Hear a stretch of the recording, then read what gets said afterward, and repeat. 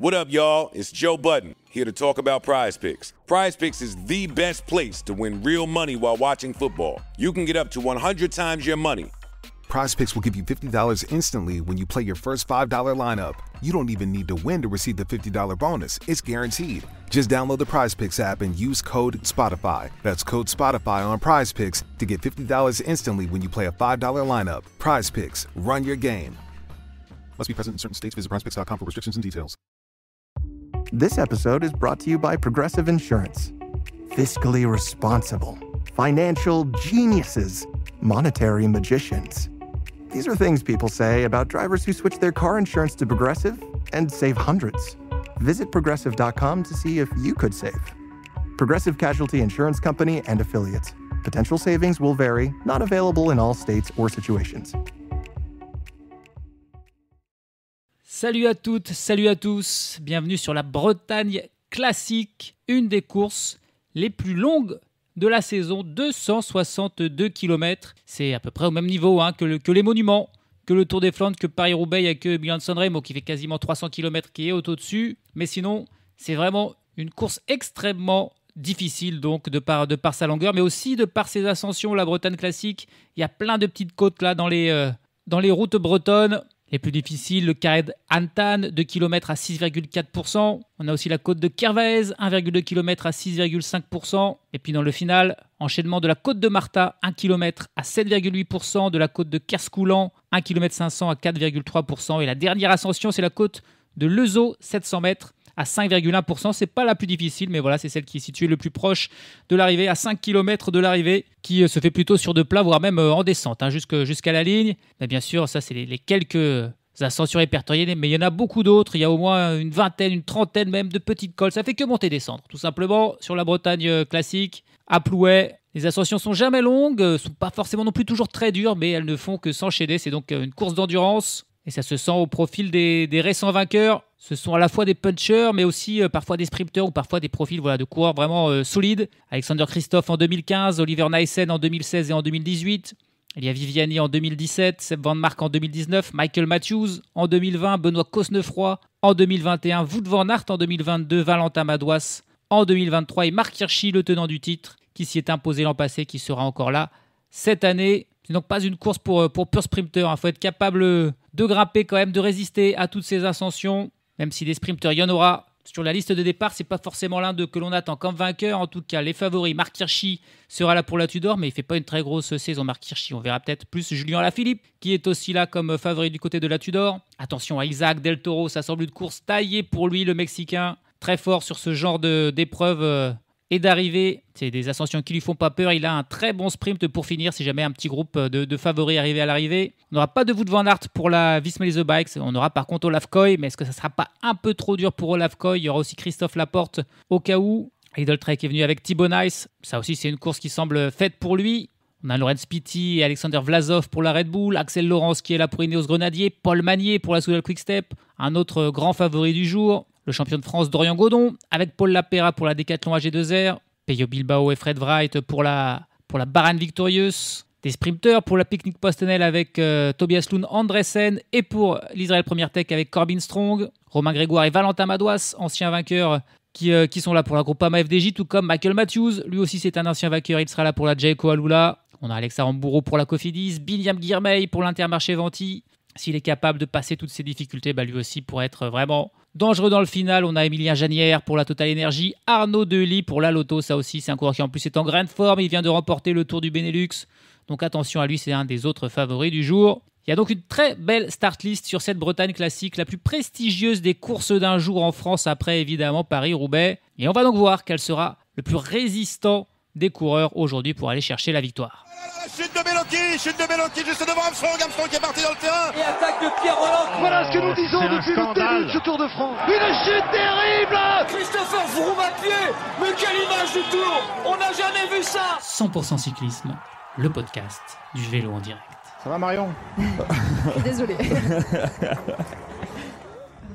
Et c'est parti pour le début de cette course qui s'annonce évidemment très longue. On est parti pour plus de 6 heures de course aujourd'hui pour les coureurs, du moins pour ceux qui vont terminer, parce qu'il est probable qu'il y ait encore aujourd'hui beaucoup d'abandons, comme c'est le cas sur la plupart des classiques d'un jour. D'autant plus qu'on annonce de la pluie à un moment donné sur le parcours, ce qui n'est pas le cas dans ce début d'étape. On va voir désormais qui seront les motivés pour aller à l'avant, tenter de faire un coup magistral, de faire une échappée de 260 km victorieuse à la fin. C'est évidemment très peu probable, mais il y aura des motivés. Il y a des équipes invitées aujourd'hui, comme la VF Bardiani, comme l'Euskaltel Euskadi, comme la Team Total Energy, en plus des plus habituels, Lotto, Tudor, Israël Première Tech et UnoX. On va donc voir quels seront les coureurs motivés pour aller à l'avant. Aujourd'hui, c'est sûr qu'il y en aura. Un groupe de 5 coureurs qui est sorti, qui a pris un peu d'avance sur le peloton. Un groupe où on retrouve étonnamment 3 coureurs espagnols, mais pas de français. Il y a Oscar Rodriguez, coureur de l'Ineos Grenadier, et 2 coureurs de l'Euskaltel Euskadi, avec Iker Mintegui et Andoni Lopez de Abetxuko. Voilà, 2 coureurs qu'on connaît évidemment pas bien dans cette équipe de l'Euskaltel. Et en plus de ça, on a 2 coureurs qu'on connaît mieux. Par contre, Lewis Aski, le Britannique de la Groupama FDJ, et Sylvain Dillier, le Suisse de l'Alpecin de Konak, l'habituel tueur d'échappée, qui aujourd'hui est dans l'échappée matinale. Je me rappelle quand même quelques fois cette saison l'avoir vu dans une échappée sur le Tour de Suisse ou le Tour de Romandie, même si plus souvent il est dans le peloton à rouler pour Jasper Philipsen ou Mathieu Van Der Poel. Et aujourd'hui, il n'y a ni Philipsen ni Van Der Poel du côté de l'Alpecin de Konak, donc il a sa chance.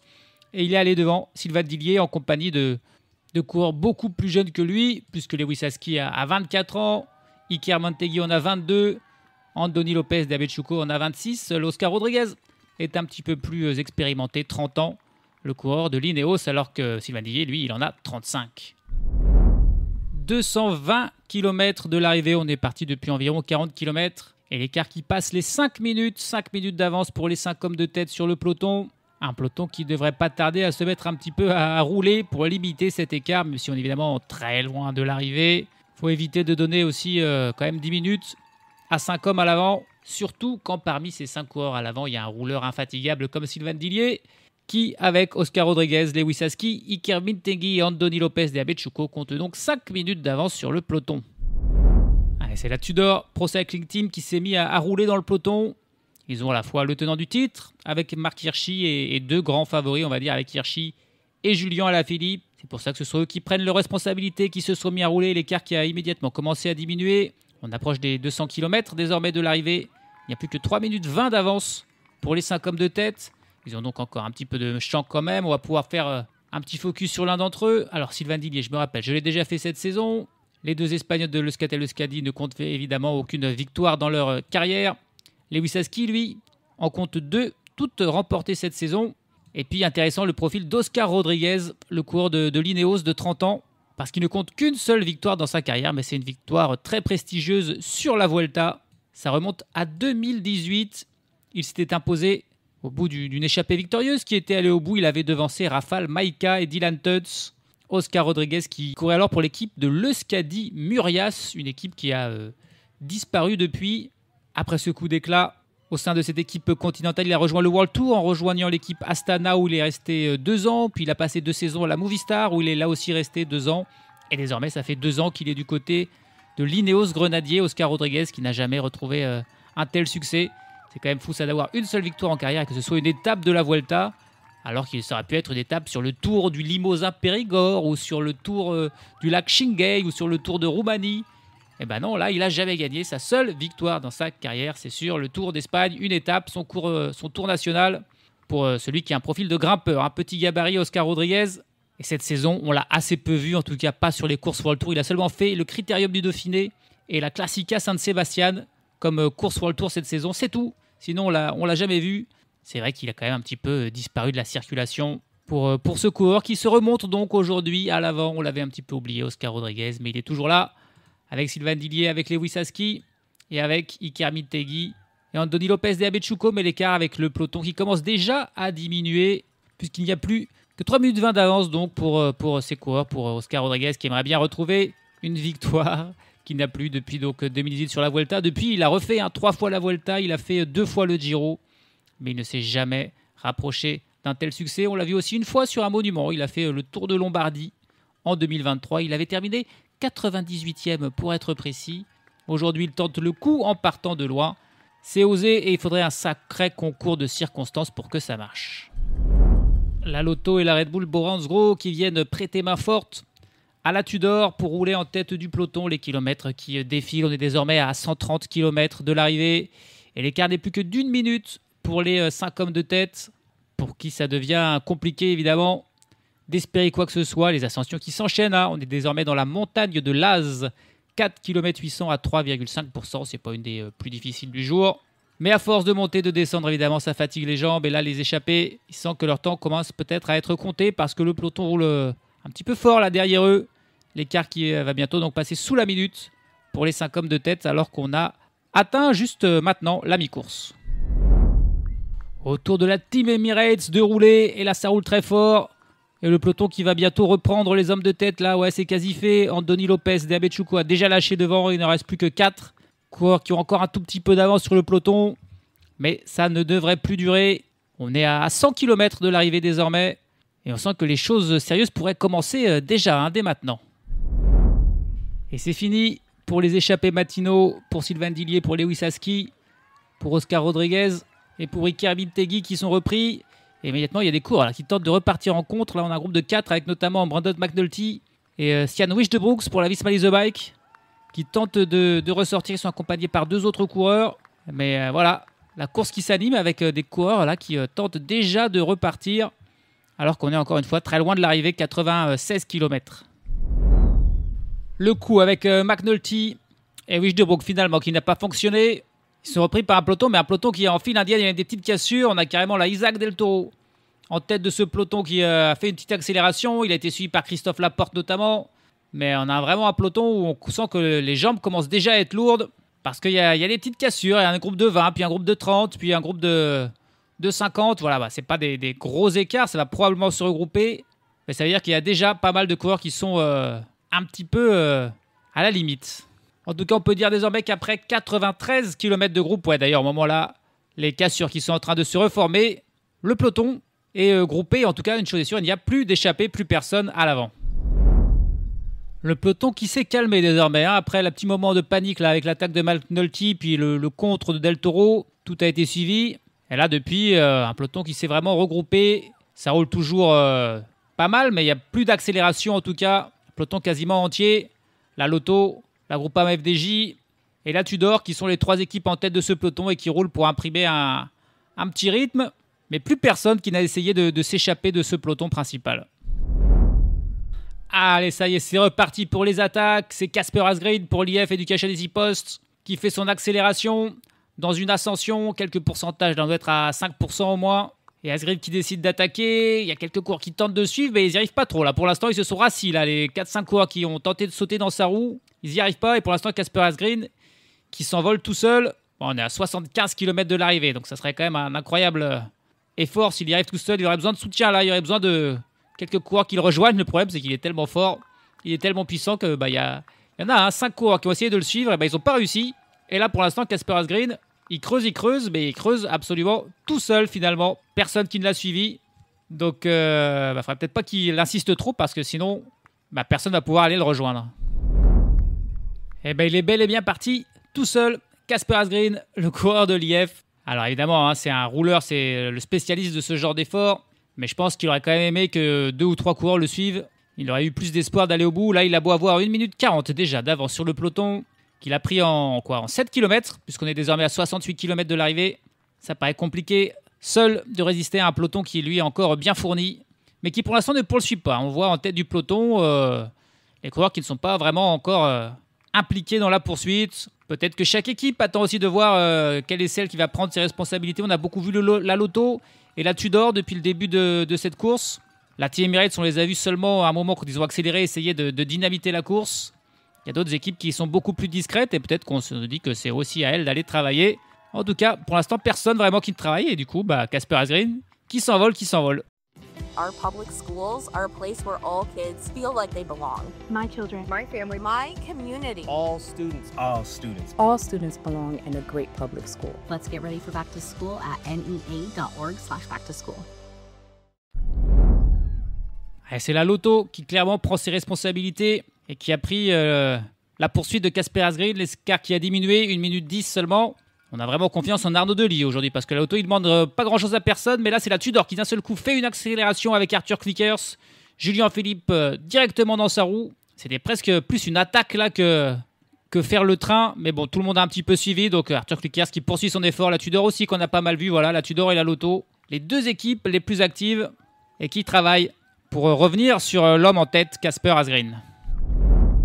Nicolas Prodhomme qui met une attaque, qui tente de partir en contre. On est de nouveau dans une petite ascension là.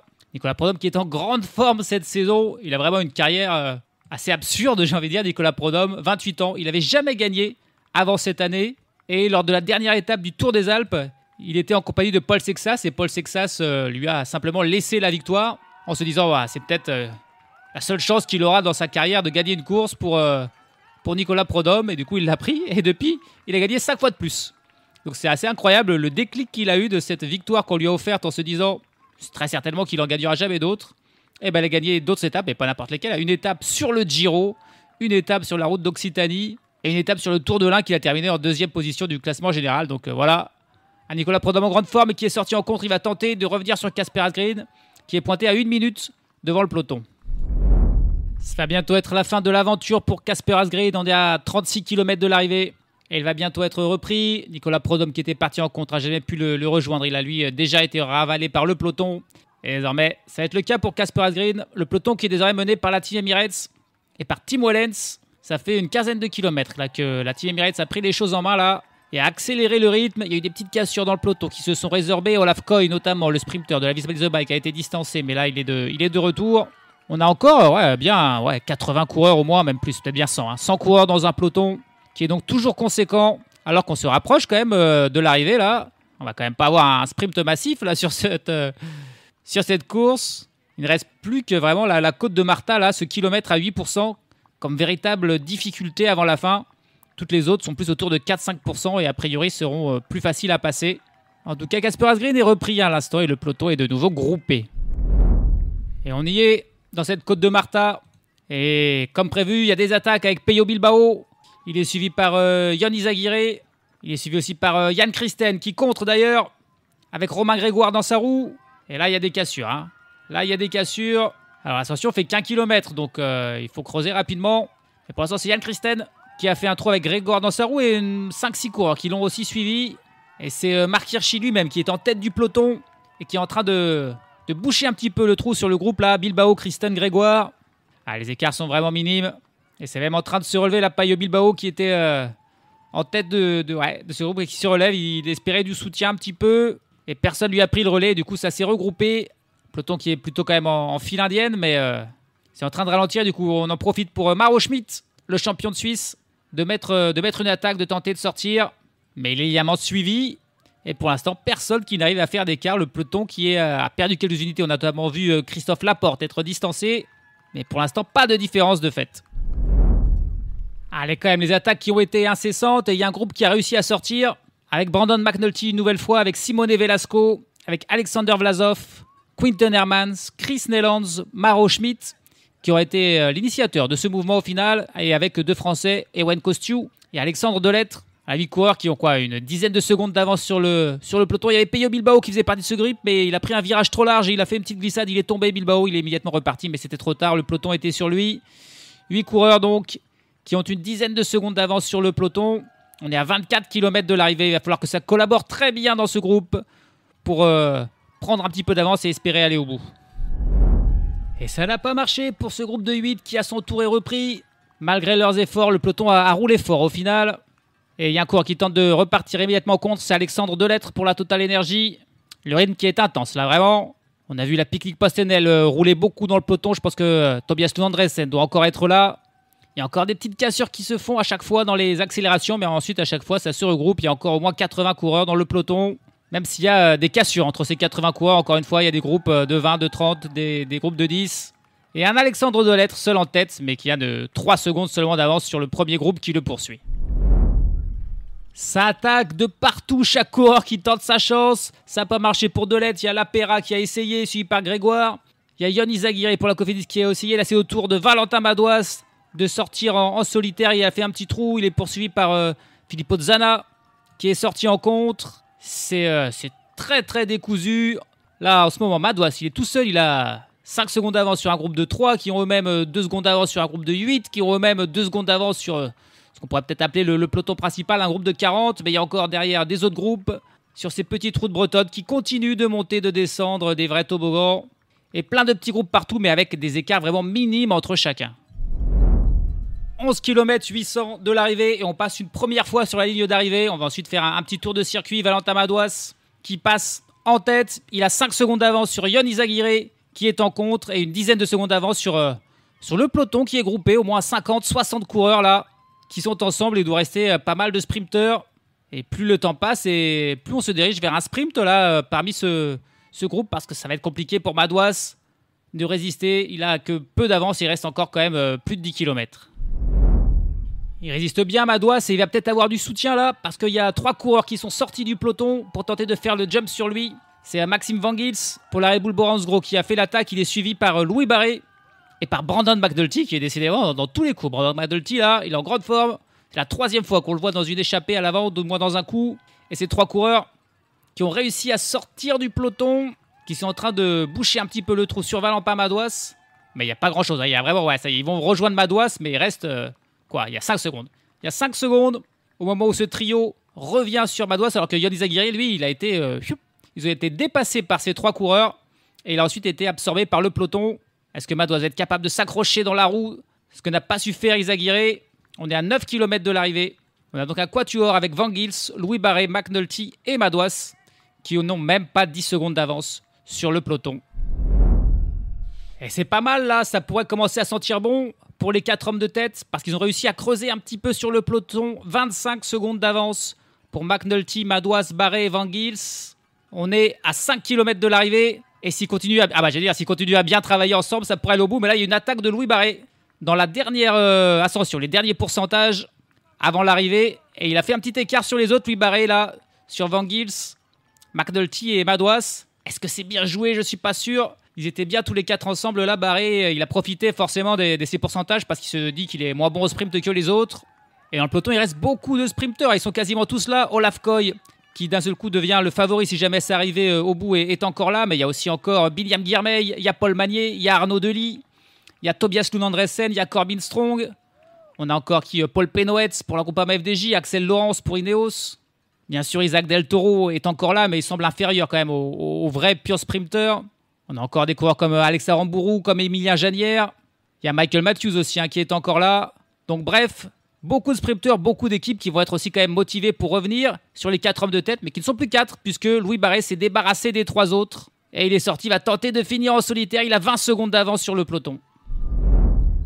Ah, elle est belle cette fin de course. Louis Barré a été repris par les 3 autres et il n'arrive pas à s'accrocher là dans la roue de Brandon McNulty qui fait un rythme terrible. Valentin Madouas qui prend le relais. Le peloton qui se rapproche, qui n'est pointé plus qu'à 13 secondes derrière. On est à 2 km de l'arrivée.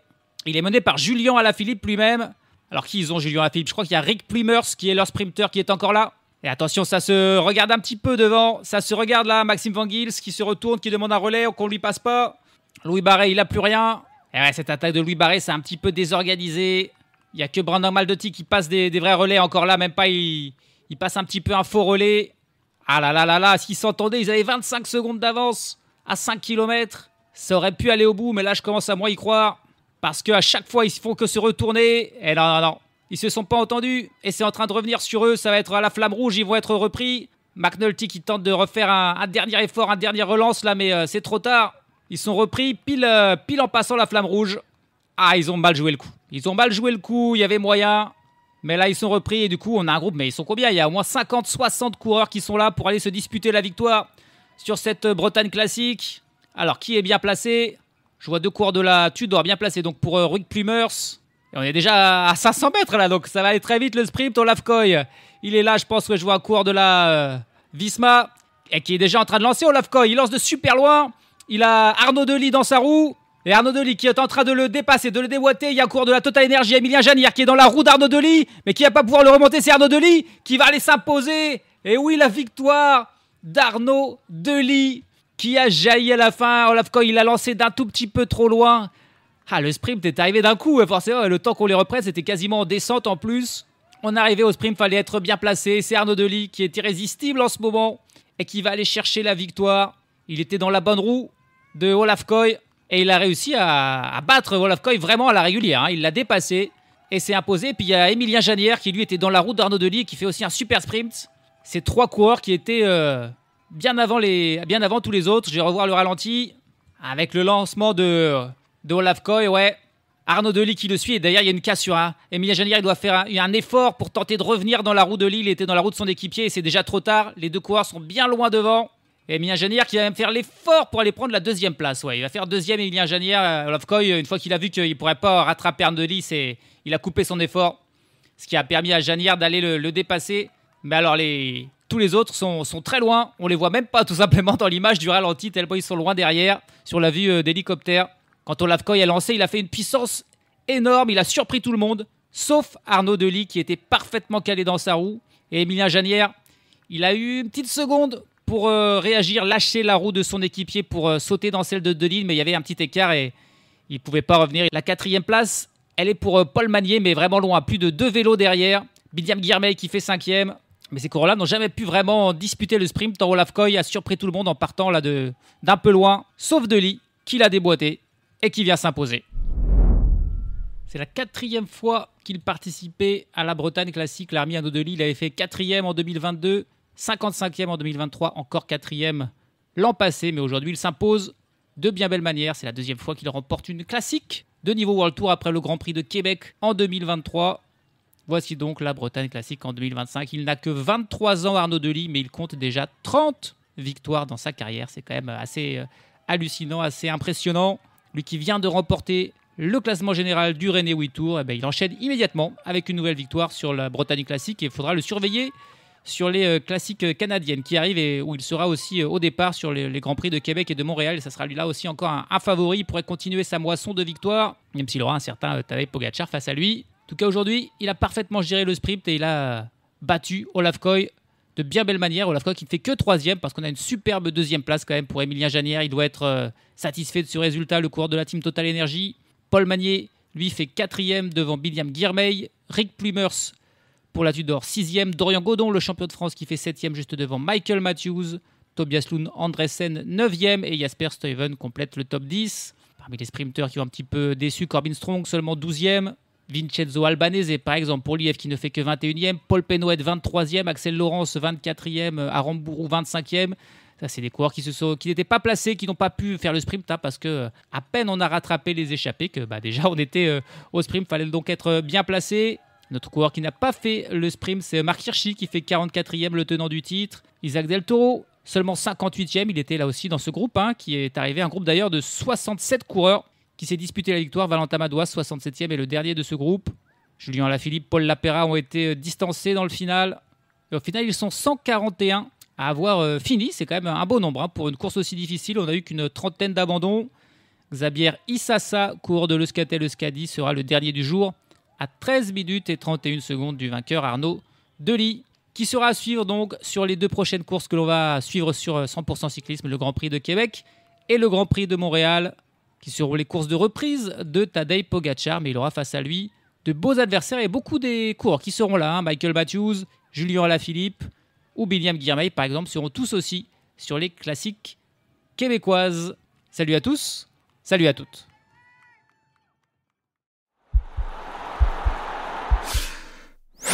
This podcast is part of the Sports Social Podcast Network.